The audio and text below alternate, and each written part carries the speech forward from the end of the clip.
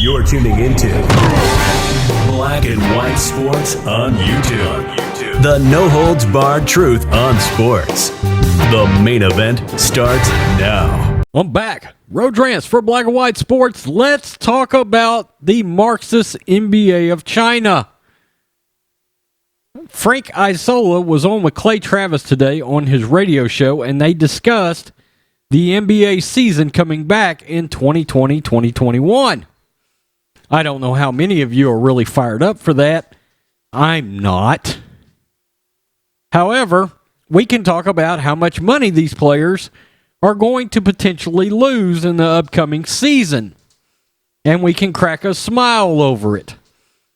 Now, they are staring directly in the barrel of somewhere between a 60 and 72 game season for the upcoming NBA. And look, all of this is centered around the pandemic, all right? None of it, they have no idea what the lasting effects of their social justice marketing plan that completely backfired on them is going to cause the league in monetary value. In other words, they don't know how many people are actually going to show up at games. They don't know what jersey sales are going to look like. They don't know any of that as of yet, really and truly. I'm sure some of your woke NBA fans bought LeBron James jerseys. That's great. Congratulations. Now, in case you're wondering, the average NBA player makes $7.7 million. And I was thinking, well, what qualifies as an average NBA player? And I was pretty surprised at some of the names because the average salary doesn't necessarily mean the player is average. Luka Doncic falls into this category in that $7.7 million average salary range. He averaged 28.8 points a game for the Dallas Mavericks this last season. And there's other names. Lou Williams, Jason Tatum. There are real names. In case you're wondering, Jonathan Isaac, the one player that stood for the national anthem, makes $5.8 million. All the social justice warriors celebrated when he blew his knee out. You repugnant human beings. Now, the average NBA player makes around $93,000 per game. Utterly ridiculous, but okay. $93,000 a game. What this boils down to is if they end up missing between 10 and 20 games in the upcoming season, the average NBA player would lose $930,000 to $1.86 million off their salary for next year. And this is strictly based on the pandemic. We don't know any other fallout from any of the social justice narratives, any of the bashing of law enforcement, bashing of our president, supporting a Marxist organization like Black Lives Matter. We don't know any of that fallout as of yet. Their league don't know. Although, judging by the facial expressions I have seen on Adam Silver's face, he's got a pretty good idea. Because I'm sure there are still jersey sales and merchandise sales, even while they were in the bubble, even for teams that aren't playing. I'm sure he can see those numbers. I have tried to find the merchandise sales numbers, and I cannot find them. Some people have asked me about it because I would love to do a video on what has happened with merchandise sales. Not involving people like LeBron James. I'm not concerned with that because these woke assholes that support LeBron James' narrative, they were going to buy his jersey regardless. But it's some of the ancillary fallout of players that didn't open their mouth. I want to see how that affected their popularity. Because the fact is, one thing that Frank Isola brought up today, the NBA is most likely coming back in mid to late December. Some of the big players don't want to do it. LeBron James doesn't want to do it. But from speaking to some of the parents, I guess, of some of the lesser, younger known players, those guys want to come back and play, whereas LeBron doesn't, okay? There's no excuse for this league to not come back in December.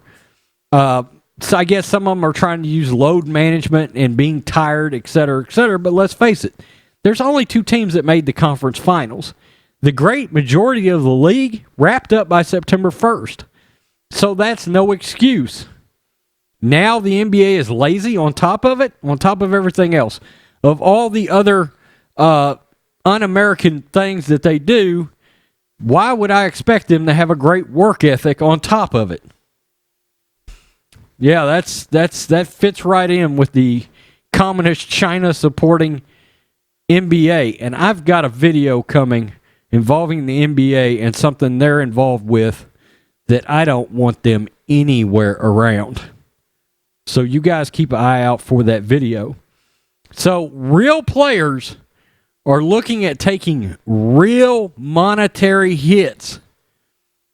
Right now, all we've got to go on is the pandemic fallout.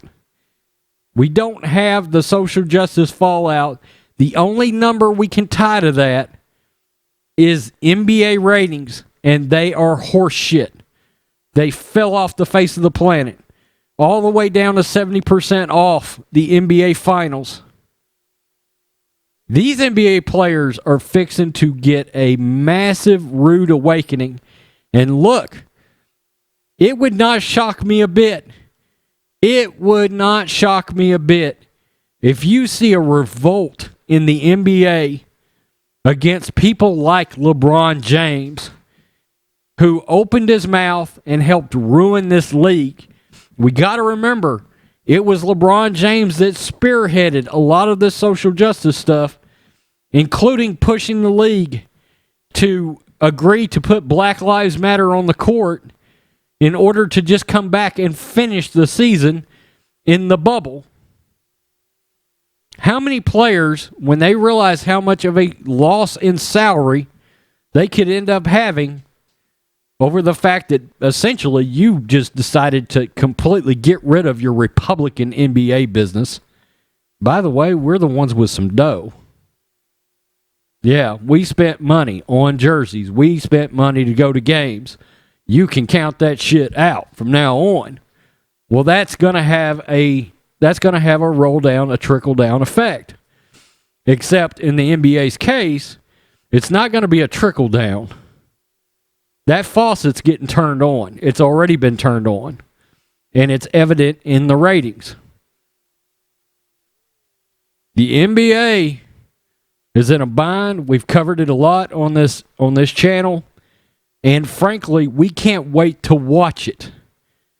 We can't wait to watch a league that turned its back on America. More concerned with China. More concerned with Marxism. More concerned with career criminals. More concerned with bashing law enforcement. More concerned about bashing a law and order president like Donald Trump, in turn bashing his supporters. We're ready. We've got our popcorn. To quote T.O., our popcorn is ready. We are ready to watch the demise of the NBA and everything that's going to come with that. The players losing salaries, all of that. Look, some of you lesser players that didn't speak up, I hate that for you, but look, you guys could have drawn a line in the sand and said, we're not going to alienate our fan base that way. We're not going to destroy our league in the way that LeBron wants to. And you guys, while people like LeBron were running his mouth, none of you other NBA players stood up against the narrative going on in your league. And you guys are about to lose a lot of money over it. Tell me what you think, black and white sports fans. Peace. I'm out.